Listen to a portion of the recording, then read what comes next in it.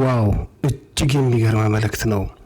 ገንዘቧ ጠርቶኝ እንጂ መቼ ዘረጧ አቋሟ ድፍድፊቷ ማርኮኝ እንዳልተጠጋኋት እሷም ታውቀዋለች።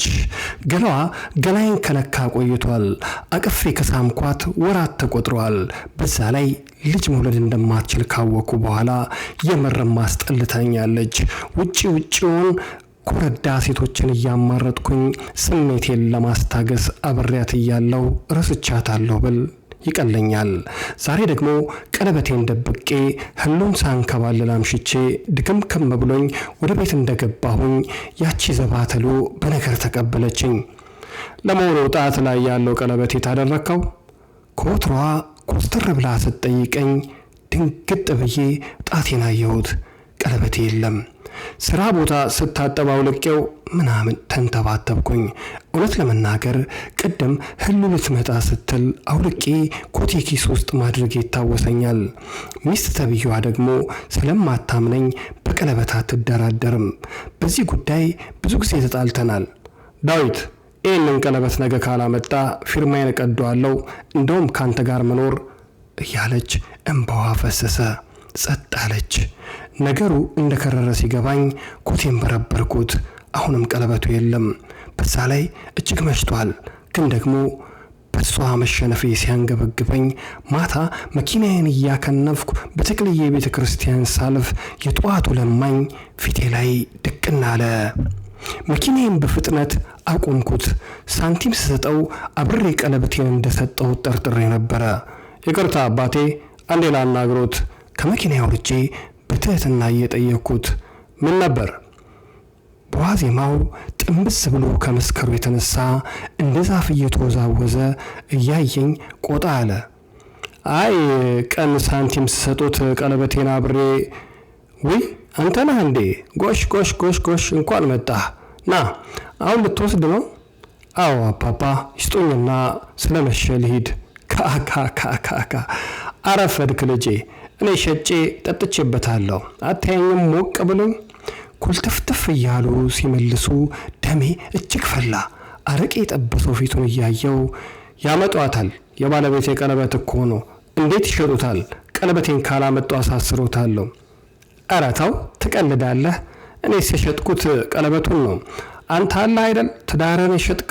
ደሞ እስከ መቼ ጀምሮ ነው ሌባን የሚያሳስረው? ባክህ ምን እያሉ ነው? ቀልዱን ያቁሙና የማያገባውትን አይቀባጥሩ። ሰካራም በብስጭት አልጎመጎምኩ። አሄሄ እኔስ የማያገባኝን ቀባጠርኩ። አንተ ግን ያገባሃትን በልብ ፈተ በአካል በማስመሰል ተጠምደሃል። ትሰማለህ? እዚህ ተክልዬ ደጅ ብዙ ሰው ትዳር ስጠኝ እያለ ሲያለቅስ ሲሳል ሰምቻለሁ። አንዳንዱ ደግሞ ልጅ ፈለጋ ሲማጸን ትዳሩ እንዳይፈርስ ሲለማመን አይቻለሁ። እንደ አንተ አይነቱ ግን ሚስቱን ቤት ጎልቶ ቀለበቱን እየደበቀ ሌላ ገላ ሲከጅል ጥሩ ለመምሰል ሲጣጣር የህፃናት ገላ ሲዳብስ ሳይ ያመኛል። ድንግልን የሚያከብር ክርስቲያን በሯ ቆሞ በሴት አይማግጥም። እኔ ደግሞ አልሰከርኩም። ስትመጣ ከሩቅ አይቼህ የመጣሁት የሚስትህ ህመም በእኔ እንዲሰማ ስለፈለግኩ ነው። አየህ አንተ ለሚስትህ ወርቋ ንብረቷ ነህ። ማንም እንዲቀማት እንዲያታልልባት አትፈልግም። አንተ ወርቅህን አተህ እንደተበሳጨ ሁሉ ሚስትህም ውድ ባሏን ወርቋን ስታጣ እንደምትታመም አስብ።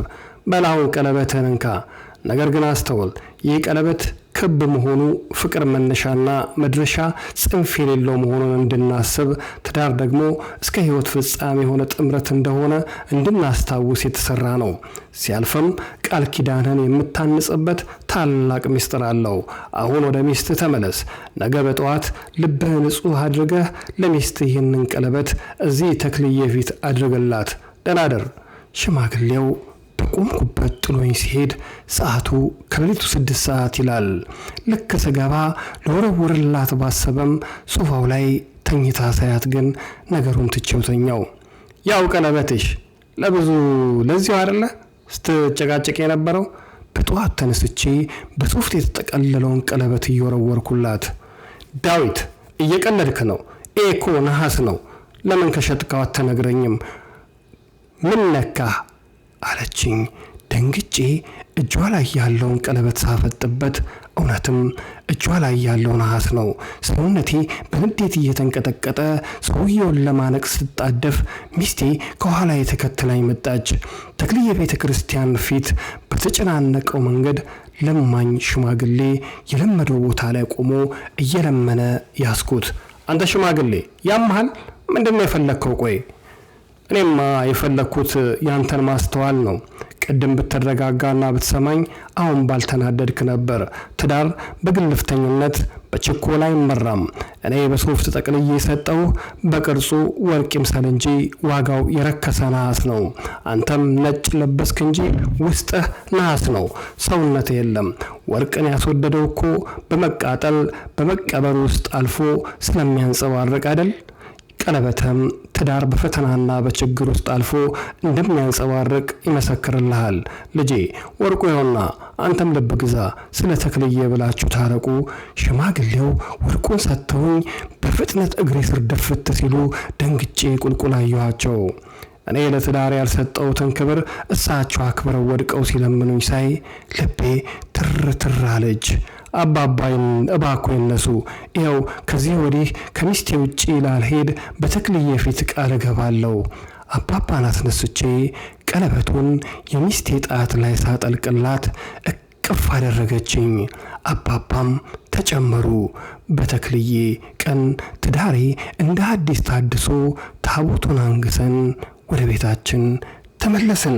አዱገነት ነበርኩኝ። በያላችሁበት የዓለም ዳርቻ ሁሉ ሰላማችሁ ብዝት ትርፍርፍ ይበልልኝ። ከወደዳችሁት ላይክ አድርጉት። ላቭ ዩ ጋይስ ባይ